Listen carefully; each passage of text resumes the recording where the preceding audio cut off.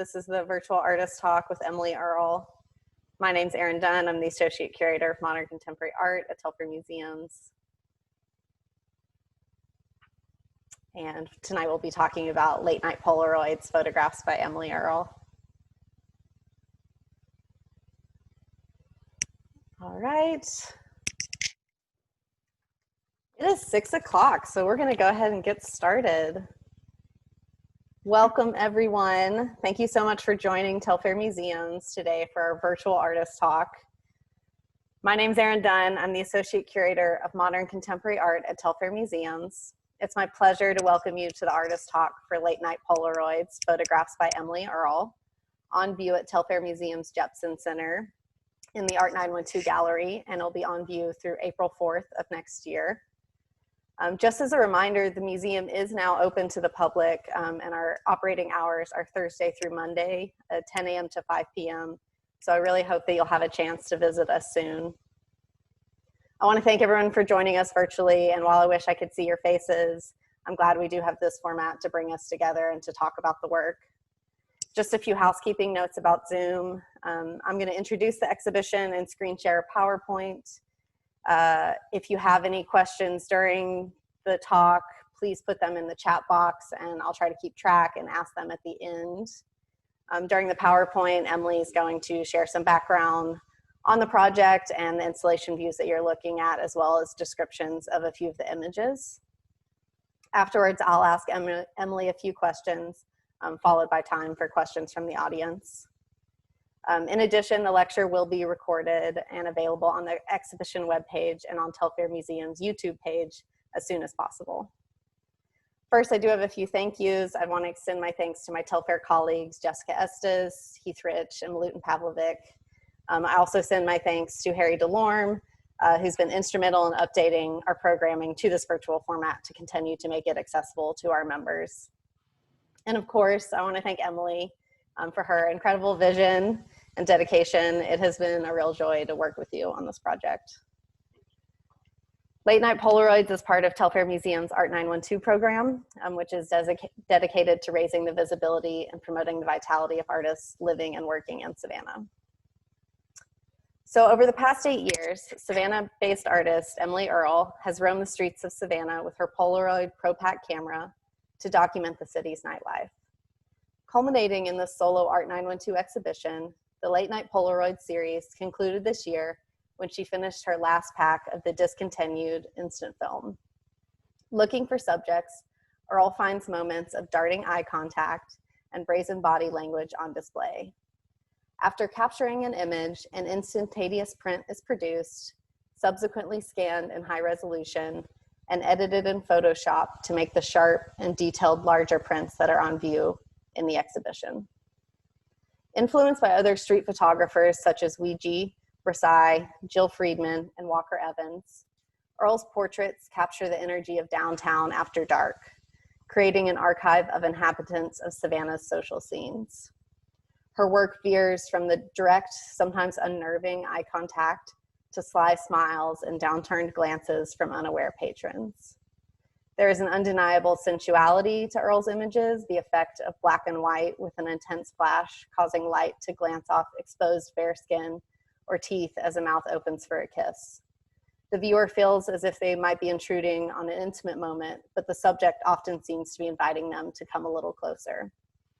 Exposed under the bold flash of Earl's cameras, these images give the viewer a glimpse into the characters and the drama that play out in the smoke-filled patios, bars, and sidewalks of Savannah at night. Today, Earl's photographs remind us of a way of life depicted as not only the end of a series, but the possible passing of a certain carefree lifestyle, as the photographs offer an essential rumination on a world untouched by social distancing. And now I'd like to introduce the artist. Savannah native Emily Earl documents the spaces and faces that make up her quirky, sultry city.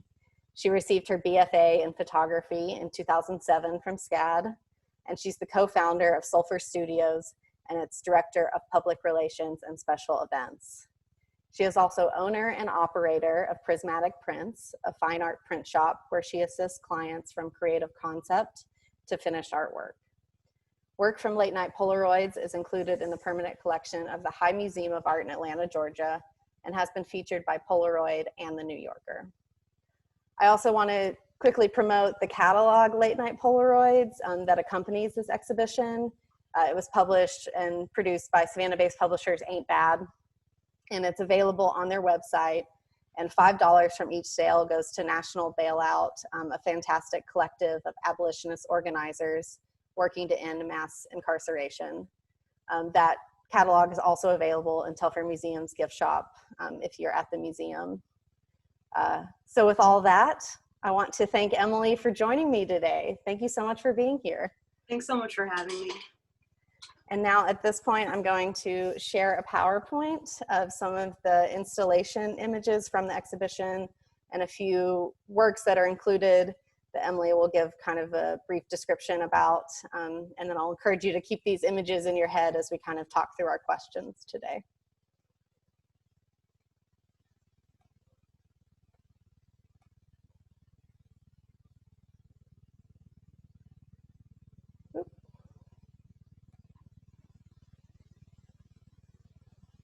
One second.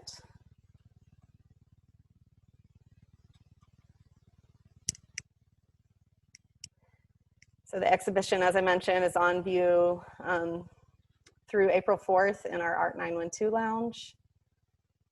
And Emily, if you wanted to speak a little bit to some of the installation views.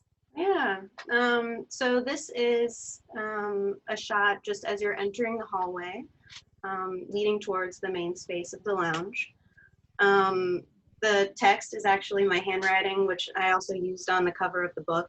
So I thought that was really nice on the wall as a decal. On this side of the wall are some of the prints that I made from the original Polaroid. So those first three are 16 by 20 prints. And then there's some 11 by 14s also.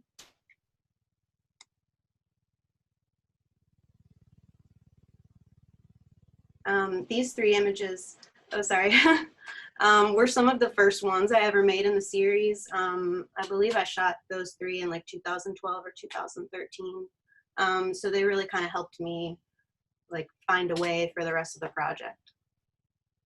And they also kind of act as an entryway for the viewers into this exhibition.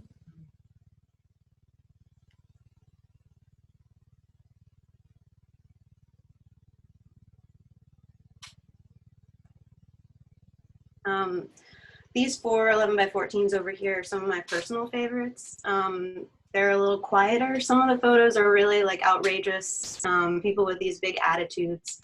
But I also really appreciate the kind of quieter moments with people. And then I also really wanted to show the actual original Polaroids.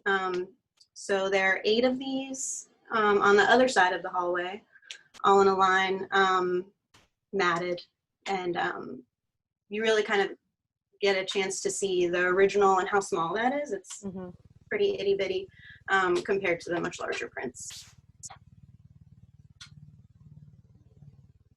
And then this is the main space, looking on the east wall. And these are the 24 by 30 prints that I made.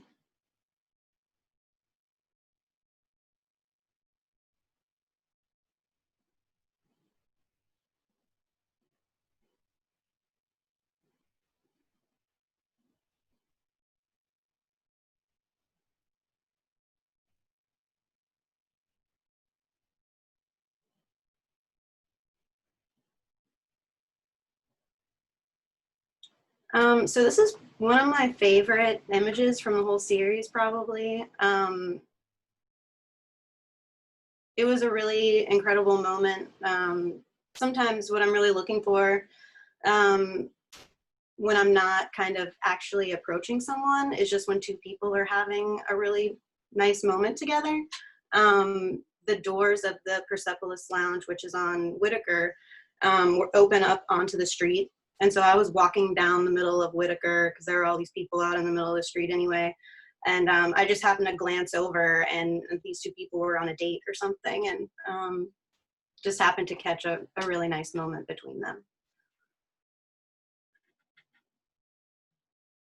This person I met randomly for like 5 minutes, and she told me that she was starting to become a model, and she wanted to show me what her favorite pose was. And this was her favorite pose, and we were kind of somewhere else when she showed me this pose, and I was like, well, come over here to this tattoo window, because I really love the tattoo window. And I just thought the stripes on her shirt really went well with all of the other kind of graphic elements here. I think this might have been from the same night as the Persepolis Lounge, because these people were actually standing like in the middle of Whitaker Street, completely unaware of anything else that was going on. And I just loved that she was wearing this kind of silky gown, and she had this flowing hair, but then she couldn't like put down the phone to kiss this guy.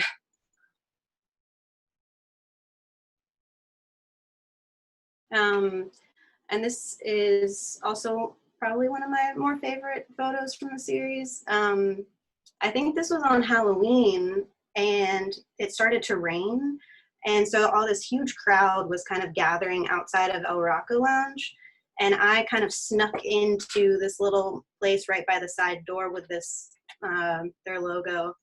And these two people came up and started licking the window, and it was all foggy in there because it was like a big dance party. And the crown just was like perfect on his head. It was a lucky one. And then this guy, also on Halloween, there's a wall right on Broughton Street, the corner of Broughton and Whitaker, I think, and it has this really great texture. He and his friends were walking towards me, and he was just so incredible looking, and I just knew that he would look really great against the texture of that wall. Yeah.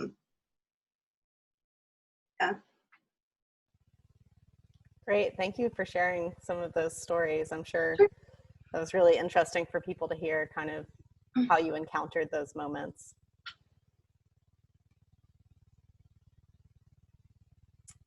There we go.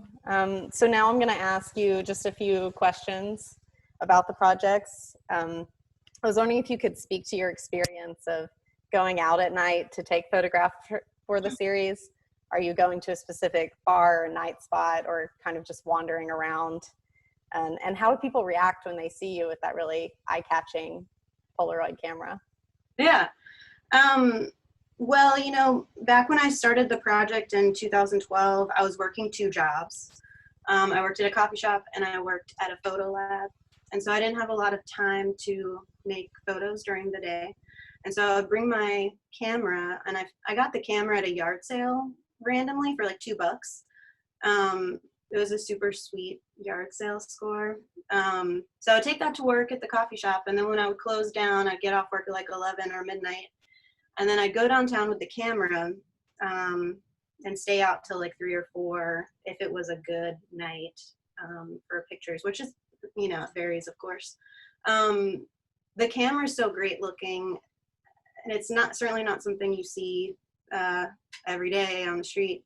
So a lot of times people would just like come up to me, be like, what are you doing? Take my picture, you know. But other times, you know, I was kind of, especially back then, you know, there were a lot of bars that were all on kind of the Congress Street strip, from Whitaker to MLK. And people would kind of, you know, go from one to the next to the next. And there was this kind of like wave of people going up and down Broughton and Congress. And so I would just kind of like follow that wave and follow to see where people are going or who was out there, and just kind of see what I could find. Yeah. We've already have one question. I know you mentioned you might have your camera with you. Is that something you have? Sure. People want to see what it looks like. There we go. So it folds out, and it has a bellows here, and a big flash bar. And the flash is super bright, kind of blinding, but it does what it needs to do to get the right contrast. You know, and one of the things about this project, just like the physicality of it, is like wandering around, and here's the bag that I use. So I'm like wandering around with this big bulky bag, and then the film itself is, you know, in this box, and then it's in a foil package, and you have to open that, and then you have to pull the dark slide out of the film before you take the first shot. And so there's just all this like stuff to kind of juggle physically while I'm trying to engage with the person. Right. So that's kind of a big part of just how it all happens, I guess. Yeah, that's kind of an interesting kind of juxtaposition between the spontaneous element that seems like some of your images have versus the whole process of actually getting the camera ready to take it.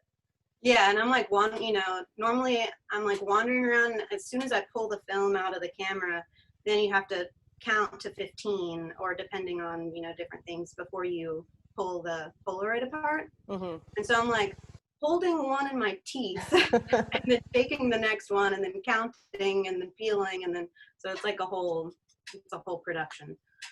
Kind of like a very pleasing physical process that we don't necessarily get from our iPhone cameras anymore.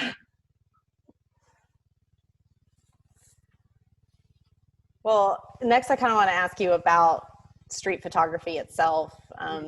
A lot of street photographers go out, and it means that they don't necessarily know what they're going to be, you know, what they're going to find that night. So do you have an idea of what you're looking for? It sounds like you know kind of the areas you frequented to find those people, but how do you know when you found it to take a photo of it, and then what photographers are influencing you and who are you looking at? Well, I think, you know, knowing when I found it, it's a feeling. And it's hard to explain more than that. You know it when you see it. Something that happens when I'm like walking around looking and kind of just people watching more than anything is like getting almost like into a flow state. So I'm like super hyper focused and very aware of my surroundings, but I'm also kind of just like not really thinking too hard about it, but then it all just kind of happens. It's an interesting thing that happens. But I think also certainly what makes it probably a little easier to manage is being from here and growing up. You know, I didn't grow up like living downtown, but I was downtown all the time as a kid. And so I'm really familiar with the architecture and all these different little like graphic elements that I just admire. And so sometimes I would just like hang out at a certain wall, and if somebody walked by that just looked incredible, I might take the picture right then, or I might stop them and kind of engage with them for a couple minutes. But yeah, I mean, the whole point of street photography is that there is no plan, and you never know what you're gonna run into that night. And that's what's exciting about it. Yeah, and that speaks a little bit to the photo you were talking about earlier with the girl with the striped shirt and how you knew of that kind of tattoo background that you thought it might work well with. I'm already getting a few questions from people about kind of your engagement with subjects as they are kind of walking by. Do you ask the person if you photograph them before you take it? Is that part of your process? Yeah, usually we're kind of, you know, talk for a few minutes, and now with the Polaroid camera, I've never had anyone say no. I think the camera is just very attractive. And it's kind of like a special opportunity maybe that a lot of people don't get to have their picture taken with this cool camera. I don't know. A digital SLR, it's a very different interaction. A lot of people are not so into that. But the Polaroid is very seductive, I guess. You do occasionally take photos of people. You mentioned like the couple in Persepolis Lounge. They wouldn't have known you were taking a photo, but I assume after you took it with the flash. Yeah, that flash is so bright that sometimes I won't, like a really beautiful moment's happening. I don't want to interrupt that, obviously. That's what I'm kind of searching for. So I will take the picture. That flash is so bright. You know, the people always realize.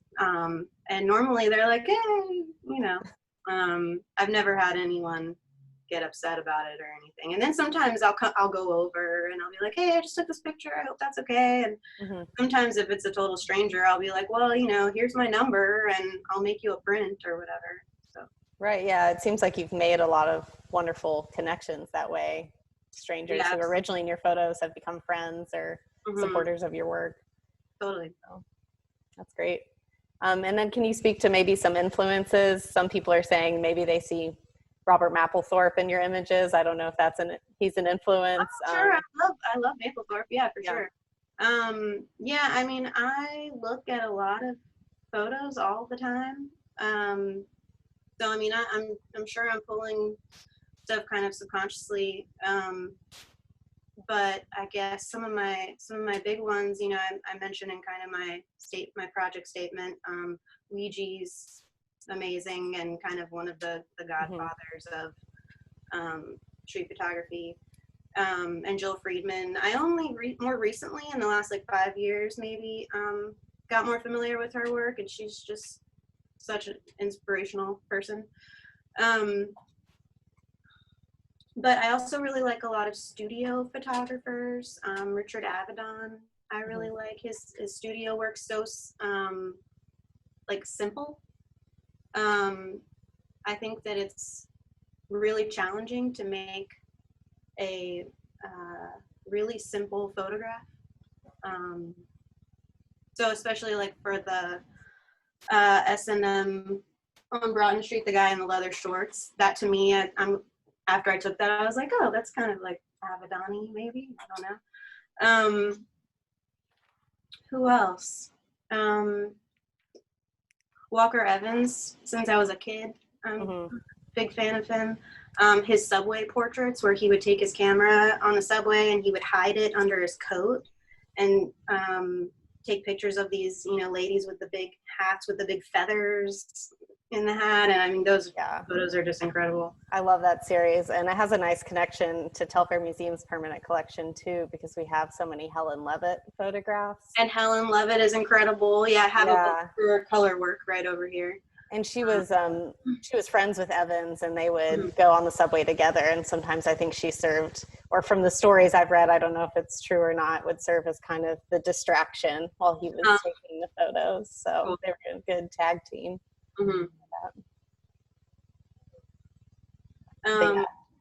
Yeah, and then, you know, I'm really also, I look at a lot of like graphic design and painting, and I'm a big movie fan, and I really love like Hitchcock and Peter Bogdanovich and all kinds of old movies. Well, that's great.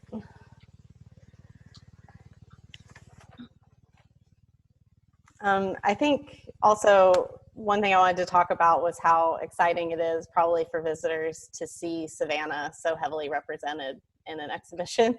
Yeah. Seeing places and faces that they may recognize. So you talked a little bit about how you're familiar with the city. You were born and raised here. So how important is locality, especially the city of Savannah, to your work? Yeah.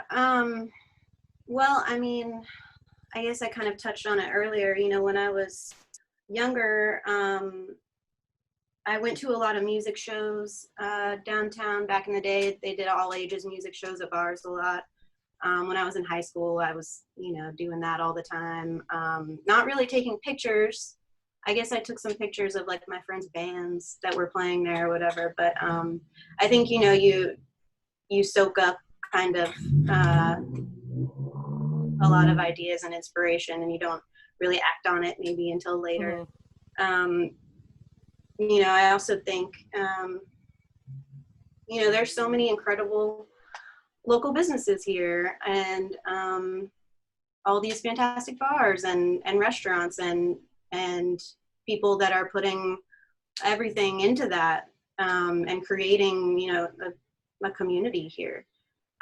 That's really inspiring to me and really powerful. So, I mean, I don't think, you know, I wouldn't be taking these pictures if those places hadn't have existed and kind of been the backdrop and the destination for these images and, you know, a lot else. But right. I think it's really, you know, it's great that you see kind of time in your work from that, you started the series, I think, in 2012. So we're seeing businesses that started last year in these photographs too, and how, the vibe has kind of changed in certain places. And, you have images from downtown, but you also have images from bars that have opened up in Starland. Yeah, totally. And that's certainly, back in 2012 when I started this, not something I was thinking about, and I never thought I'd be working on this project for 8 years. I mean, I just did not have the foresight for that. But yeah, it's interesting to kind of see the movement of, a lot of places further downtown that aren't there anymore, but now kind of further up more in Starland. So I'm just kind of following wherever the people go. But yeah, and I think one thing that should be mentioned too that hasn't been is that you're also, Savannah has the, kind of liberal open container law as well. So people being allowed to take their drinks out on the street. You don't have to go into a bar to capture these moments, but people are kind of swarming outside and you're able to make those interactions. And I think a lot of, obviously the businesses and the indoor shots are really important to the series, but there's so much that happens between places. And like I said before, like wandering, in that wave of people back up and down the strip downtown. Yeah, if we didn't have that to-go cup, who knows what it would have looked like. So moving on to talk a little bit more about the exhibition itself. This is the largest presentation of your work in an exhibition to date. And as you mentioned in the PowerPoint, it features several original Polaroids, which are not something you show very often, as well as several prints that were made at a larger scale than you usually do. I believe 30 by 24 as opposed to your usual kind of 16 by 20 or 11 by 14.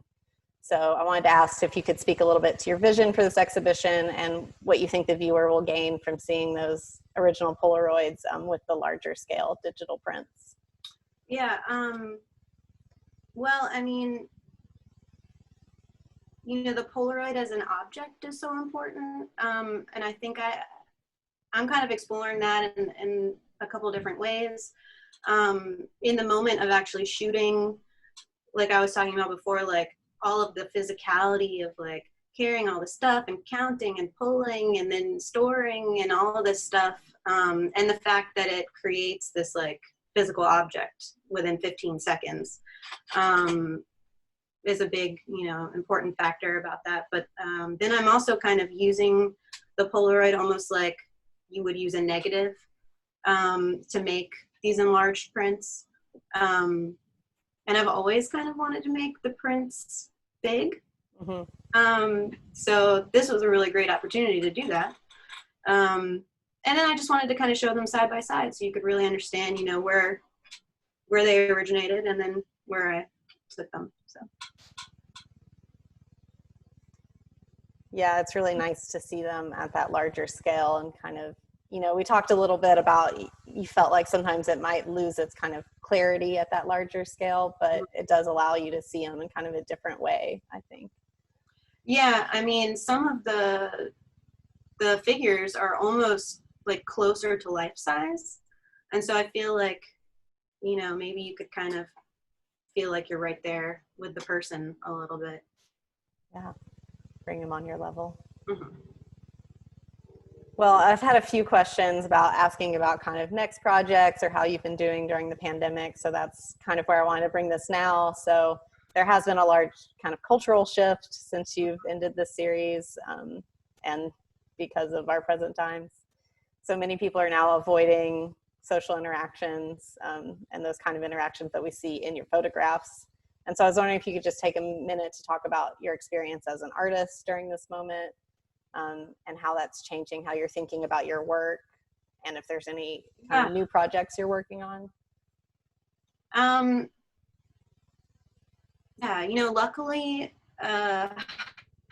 for me, in the first few months of all of the craziness, I had this book to get out and I had this show to produce, and so I was pretty distracted and just had to force myself to focus on those projects. But hopefully, you know, it can be seen right now as a nice look back, you know, and kind of bring back some nice memories for people of nice nights out that they've had. You know, I certainly hope that things can kind of get back to a certain level of comfort and safety here, because the connection, the human connection, is so important. You know, for me personally, and you know, we're very social beings, so you know, I've been thinking a lot about how to deal with this situation for new projects. It's very challenging because for me, so much of my portraiture work is about making a close connection with someone, even if it's just, you know, 5 minutes. So it's challenging. Right, and we're not asking you to, you know, predict the future. Yeah. And I think your photographs do, you know, offer kind of a rumination on those kind of wonderful social interactions that we're used to and love. And I agree that I hope it's not the end of that, and that we'll get back to a place where we can hug each other and have a nice night out. So, and in the meantime, we can look at your photographs and appreciate it. Yeah.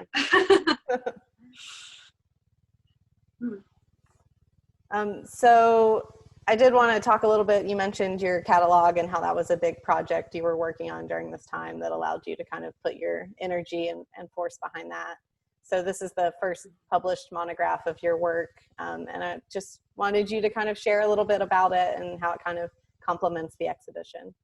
Yeah. You know, I think pretty early on in the working on this series, I knew that I wanted to do a book. You know, my dad was a photographer, and he published several books of his work in like the 70s and the 80s. So as a kid, I was, you know, very taken with that, and kind of always fantasized about, oh, maybe one day I could have a book, you know. I think that, you know, seeing the prints really big, how I was saying, and kind of feeling like you're right there in the moment, maybe. The book is kind of the flip side of that, where, you know, you could sit on your couch and kind of get lost, hopefully, into some of these moments, and kind of create your own stories about whatever might have been going on. And I think there's just something really magical about that. Yeah, that's a really wonderful way to think about it, kind of having a more intimate experience with the books. And you mentioned at some point that the book had 74 or has 74 images in it. 74, 75, yeah. Yeah, which is, you said, almost the, you know, full collection of the series. And someone else asked earlier how many shots you think you've taken for this series. So I was wondering if you could speak to that a little bit. Yeah, you know, so when I first started the project in 2012, I was still working at a photo lab. I could get the film like wholesale, cheaper, whatever. I was paying $8 a box, and there are 10 shots per box. So that was pretty affordable, 80 cents a shot. That's not crazy. The last few boxes that I bought, I paid $80 for one box.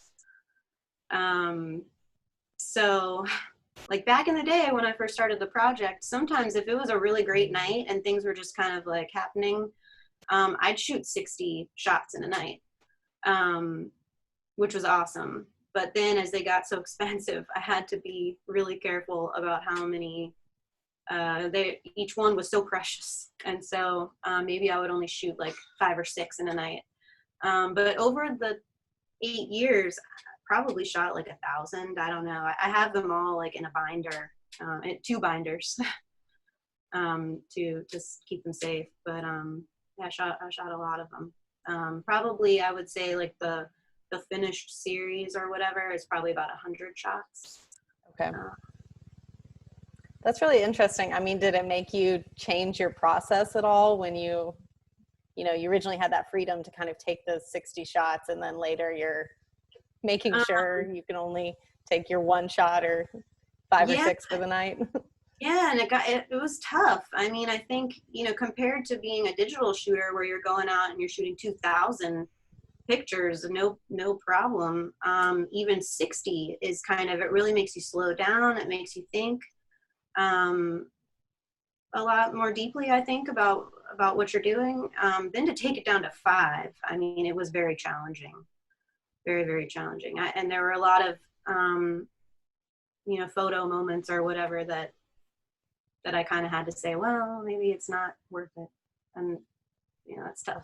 Yeah, that's a struggle. Yeah. Well, I do have one final question before we kind of open it up to everyone in the audience. And I always ask this at the end of the Art 912 talks, which is, what do you hope is the impact of this exhibition on the viewer?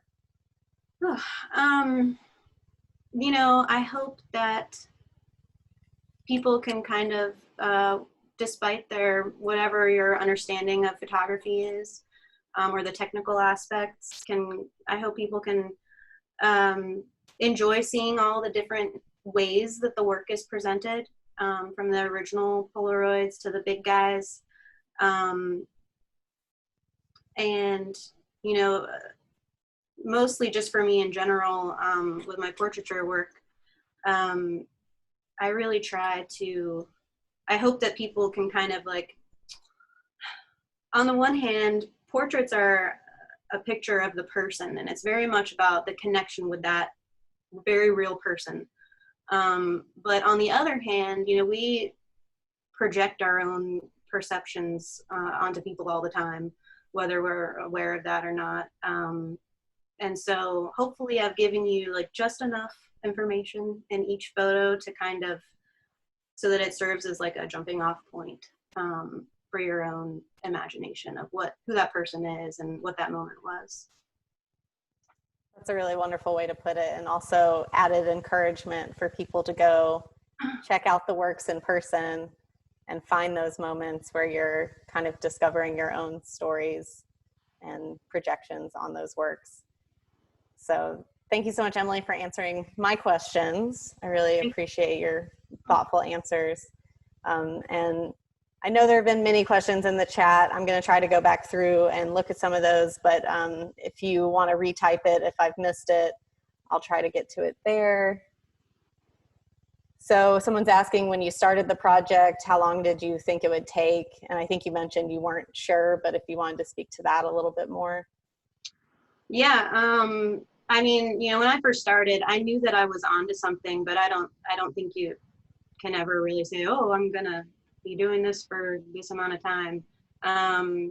There's so much, for me, there's so much inspiration in the nightlife here. I could have kept doing this project for 5 more years. At some point, you kind of have to call it, but when the film runs out. When the film runs out. Yeah. When it gets to $80 a box. Yeah. Someone was asking how much time you give your subject before taking the shot. So I guess maybe how long they have to stage themselves, or more of a collaboration with you and the subject. Yeah, normally it's 5 minutes max. And not the whole interaction is maybe 5 minutes. In fact, I normally try to kind of minimize our conversation or our interaction. I really wanted them to kind of present themselves. And even though I might have pulled them out of a situation or approached them to kind of make it happen, I gave them a lot of the control over what they were going to do. Yeah, and I think of the image with the girl in her favorite pose, she's really kind of staging herself for the camera. Totally. In a lot of ways. Someone else was asking how much touch-up is involved in terms of from the original Polaroid to scanning to Photoshop to the final print. So do you want to talk about that process a little more? Oh, just all the text stuff. Yeah. I know people are interested in it. Yeah. So normally I would shoot until 3 or 4 in the morning. Then I'd wake up the next morning, go to the photo lab, scan in all the Polaroids. And I use a flatbed scanner. and I scan them in like as high resolution as I possibly can before the file just gets, you know, unnecessarily humongous. And then, you know, I clean all the dust off of it. I adjust the contrast. Sometimes, you know, I'll do a little bit more than that. And then I just, you know, I have a 44-inch Epson printer, and so I can print all my own work, which is really great at my print shop. And so then I print and mount and do all the framing too. Great. Another question was asking or noticing something about your work is that you tend to center things a lot. I don't know if that's a conscious choice or just something this one person is noticing in your work. Is that something you think about, is centering the subjects? I don't know.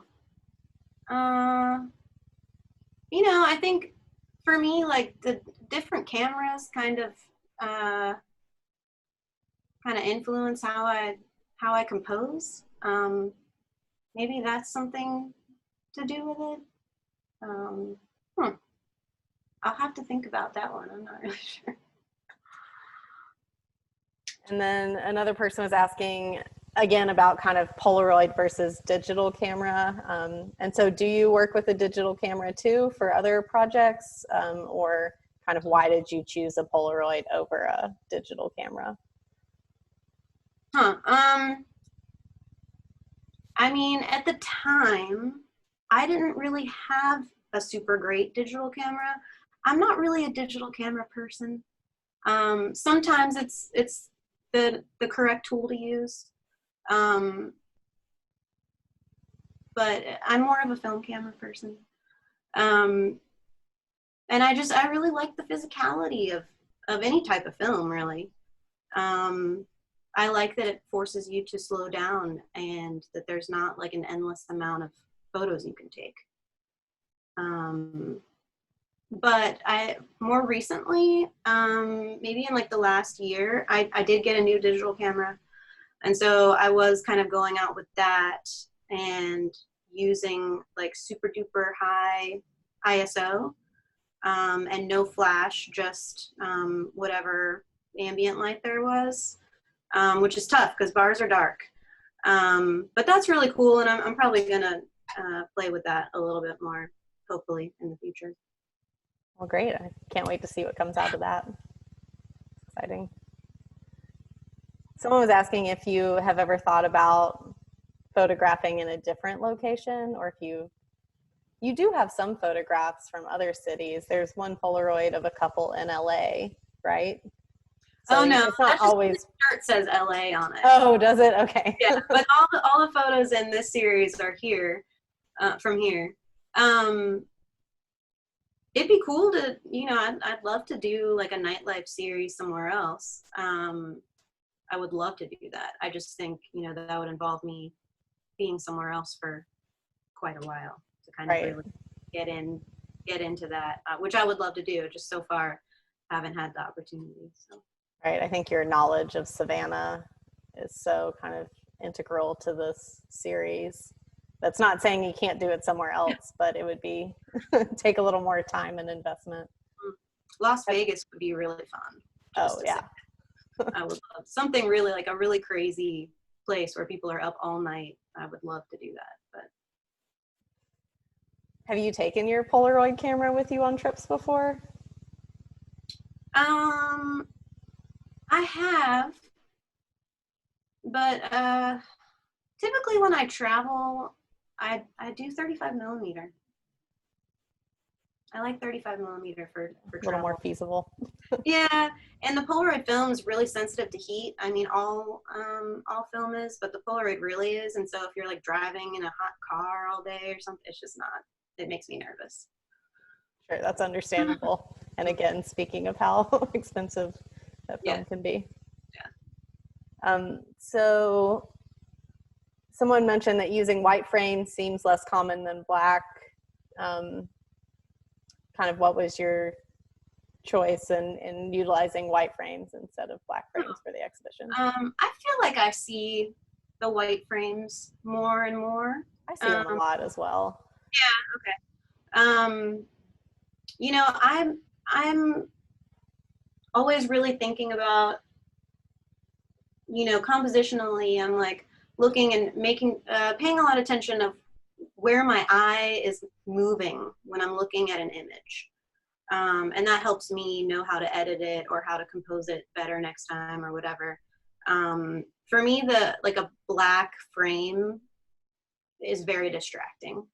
And it kind of almost like takes me out of the work. So Right, like you don't want your eyes going to something else, but just kind of focusing on the image. yeah, I'm like, you know, I think it's just how our eyes work, is that I'm like so aware of that black edge that I keep looking at it, and it's so distracting. So I just kind of like to keep you in the image. Yeah, that's interesting. We've had a lot of questions about if you have to get like releases from people when you photograph them, or how you ask permission to photograph. I think people are really interested in that. And I always think back to Walker Evans' Subway series, where of course he wasn't running after these people and asking them for releases to take photos and publish them. But how do you navigate that? Well, I mean, you know, luckily I've been able to keep in touch with a lot of the people in the photos. There are certainly some people that I just don't know and have never seen again, and have no idea how to get in touch with them. But you know, everyone that I'm aware of that we've spoken is pleased to be represented, I think. I hope. So I mean, I feel pretty good about that. Model releases, I don't really do. If this was more of a, you know, like a fashion shoot or something like that, I would certainly do that then. But. Yeah, it sounds like you know, make best efforts to inform people, or they usually know when their photographs are being taken. Absolutely. I think people, you know, are also just hyper aware of how we're constantly being on film or, you know, videotaped, or kind of thinking how we're always under surveillance in this modern world. But yours are definitely more of a collaboration or an artistic venture. Yeah, and I mean, obviously, like, if someone was like, no, I don't want you to take my picture, I would not take that picture. Right. So. Someone was asking actually for specific stories about a few of the works, saying that their favorites in the exhibition were I Saw Him Standing There and The Fire Twirler, and if you had any stories about those. Oh, so I Saw Him Standing There. It's kind of like a dorky riff off of a Beatles song. Yeah, that was, I think it was on Halloween. I would always go out on Halloween and New Year's Eve, and actually like Christmas Eve. A lot of people go out on Christmas Eve, apparently. So I have a lot of Halloween shots. Yeah, he was just standing over there, and he had a couple friends with him, and I walked by, and I was just like, I'm sorry to interrupt you guys, but hi, you're amazing, and can I take a picture of you? And he was like, yeah. And you know, very brief interaction. And then the fire blower,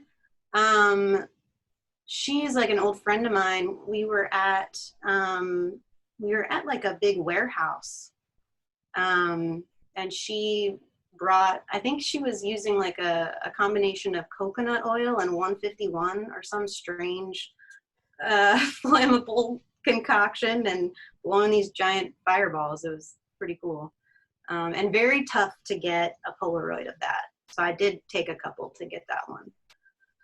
And so she was performing for the camera, or she was just out there? She was just out there, just kind of doing her thing, and it was incredible. That sounds amazing. I will say you have some really fun titles in the exhibition that are like a little descriptive, so you get a sense of what might have happened, but always leave you like wanting to know a little bit more. Yeah, titling things is like really hard, but I try to, you know, make it interesting. Do you have a favorite title of any work you've ever done? Oh God, I don't know. Yeah, that's Didn't know if one would come to mind immediately. There are some good ones. I encourage people to check out all the labels. Susan Earl, is that your mother? Mom. Is asking what's the most risque photo you've ever taken in the series. Oh, Mom.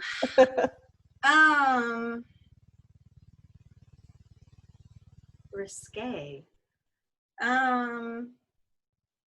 You know, I think the S&M on Broughton Street is a pretty risque one. His outfit and kind of his attitude, certainly. Let me think, what else?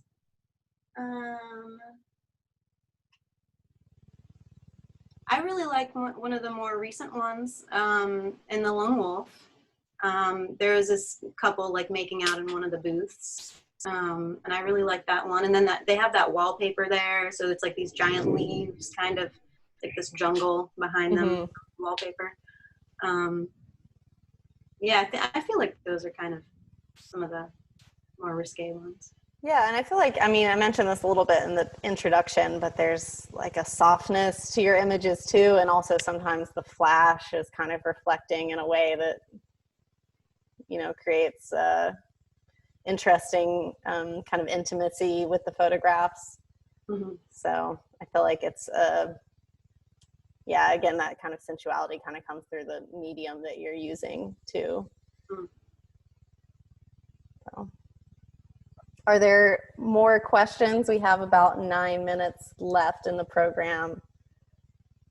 So someone was asking, I mean, I guess they were asking you to comment on color. You've used color photography occasionally, right, in some other series? Oh, yeah. Oh, that's so funny. A lot of people, if they see some other work that I've done that's in color, they're like, oh my God, it's in color. I thought you only do black and white. I do both. Go check it out on the website. She's got a website, guys. I certainly have a love for black and white. And back in the day, I did a lot of darkroom stuff. And you know, my mom was a really brilliant black and white portrait photographer back in the day. But yeah, I shoot a lot of color also. For a while, I went through a big Holga phase, which is like a really like a plastic medium format camera that costs like $50. And it has all these types of like light leaks and stuff. And I would shoot a lot of color film with that. That was really fun because you get like these red streaks of light or blue streaks, and that sounds really interesting. Someone was asking, let's see, you've mentioned historical influences on your work. Are there contemporary artists that you're looking to for inspiration? Oh man, yeah. I look at so much stuff. Recently, somebody that I'm just really blown away by, what is his name? Dustin Theory, I think. I'm not sure how you pronounce his last name. He's in the Netherlands. He's doing this whole like ballroom scene portraiture. Gorgeous work, and he does black and white with the flash. And you know, I didn't see his work until a little more recently, and then I was like, oh my God, we kind of have a very similar sensibility, I think. His work is just really incredible, so I've really been enjoying getting to see his stuff. And Bastian Woot, I think he's also from the Netherlands. He does more studio work than anything. Really simple, black and white also, portraits. And sometimes it's not about the person's face at all. It's just about the kind of the space that they take up in the frame and all these different shapes. They'll wear these big, beautiful hats and all this stuff. Really gorgeous work. Do you find you have a particular way of discovering new photographers? Like, are you kind of actively looking at what other people are doing? Are you looking on Instagram? How are you discovering new work? Yeah, I look on Instagram and a lot for just to look at images. And I don't know, other photo books. You know, I subscribe to like some photo newsletters and things like that, and just kind of try to pay attention to, you know, what's happening at other galleries and museums. And I mean, I try and pay attention to that for my work and for my work at the studio. So yeah, I'm just kind of looking all over the place. Yeah, I feel like, you know, trying to just stay on the pulse of what's going on is so important. And it's interesting too, because I feel like we're in such a digital moment where I am getting most of my information from Instagram about art, but I do want to emphasize how exciting it is to see kind of the real works in person. So that's why I'm so excited. The museum is back open, and you can go to the Jepson Center and you can see these prints on the wall. So I'll have to be sure to go check it out. We're coming up on time, but we still, let's see, have a few more questions. Did you learn anything through the process of putting together your first monograph? Do you have any advice for someone who wants to publish a photo book? Oh man.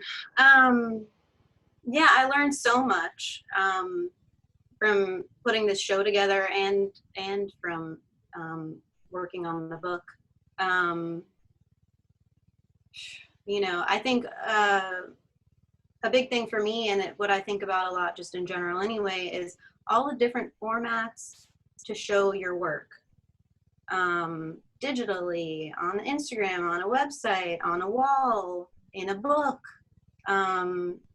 You know, just kind of, it's a new way of looking, it's a new way of experiencing. Thinking about sequencing is very different when you're thinking about laying out a book.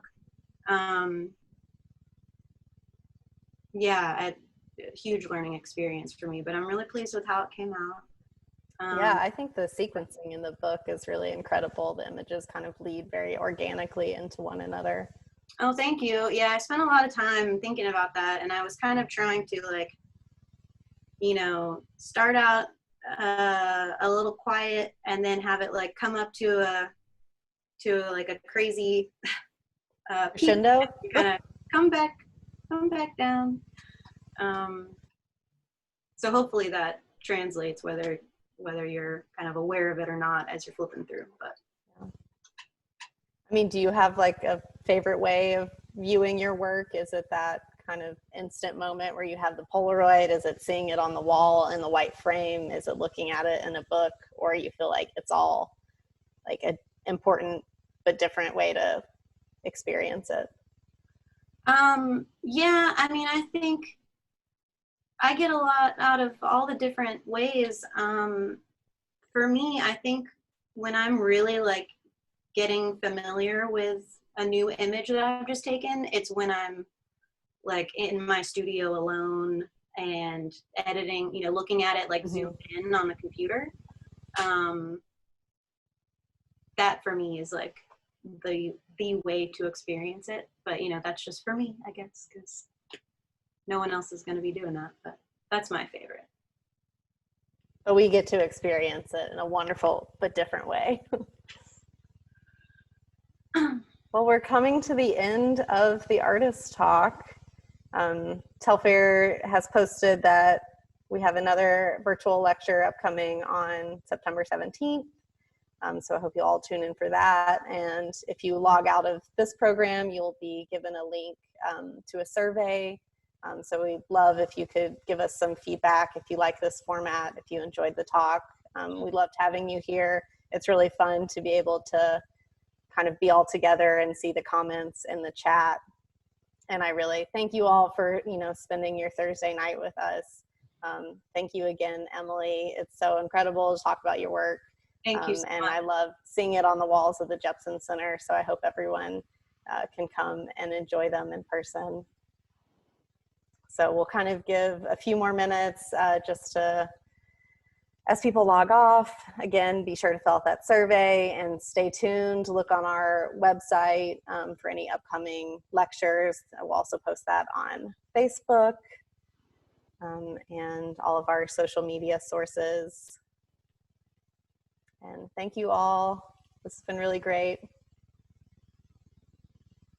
Thank you everybody for coming. I'm just now seeing all these nice notes and everything. I was like, I couldn't see all of them in the middle of it. Thank you so much for coming. Thank you, everyone. Be sure to fill out the survey.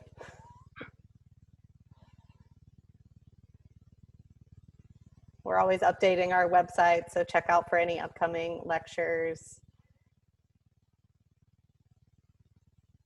and any upcoming exhibitions. The next exhibition that opens on September 18th is Youthful Adventures Growing Up in Photography, which I think has some really wonderful parallels to Emily's work too. So it'll be nice kind of looking at a lot of permanent collection works from Telfair that feature images of children and kind of how those moments are captured in the medium of photography, and kind of how photography has become more prevalent in the life of a modern child. It's kind of an interesting way to think about how we've changed our relationship to the medium. But thank you all so much. This has been really wonderful. I think we'll be logging out shortly, but it's been really incredible to have everyone here together. And again, thank you, Emily, for participating.